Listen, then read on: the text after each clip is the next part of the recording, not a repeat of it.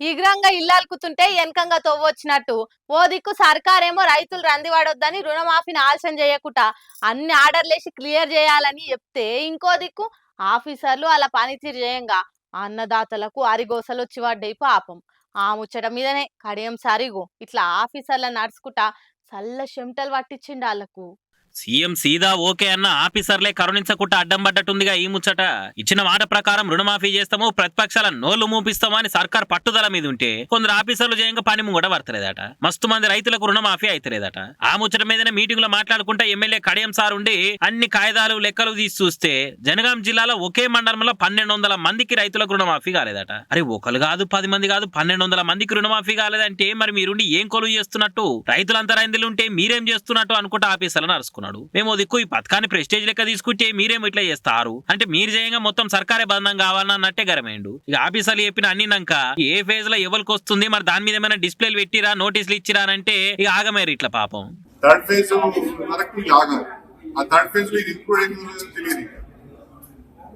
కనీసము third phase లో include చేస్తాము, this is the eligible list of farmers అని మీరు డిస్ప్లే చేస్తున్నారా?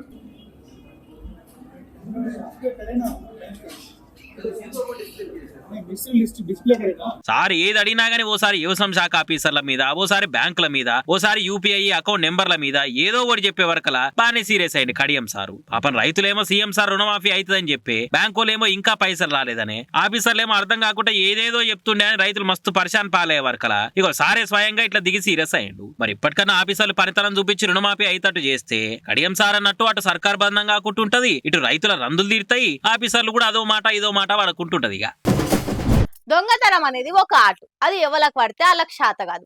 మినిమం అలా పీజీ కంప్లీట్ చేసిన వాళ్ళే దొరకకుండా బయటపడతారు. ఇప్పుడిప్పుడే ఆ కోర్సులో జాయిన్ అయితే మటుకు ఇగో మీ సూపర్ సీనియర్ ఒక ఆయనను చూపిస్తా చూసి నేర్చుకోర్రి. మనుషుల మీద దొంగతనం చేస్తే వాళ్ళు తిరగబడి కొట్టి చంపుతారు కాబట్టి ఇట్లా దేవుని గుళ్ళకు భక్తుని లెక్క జొర్రి మంచిగా మొక్కి మరీ చోరీ చేసిండు గీ మోతేవారి మొగైన.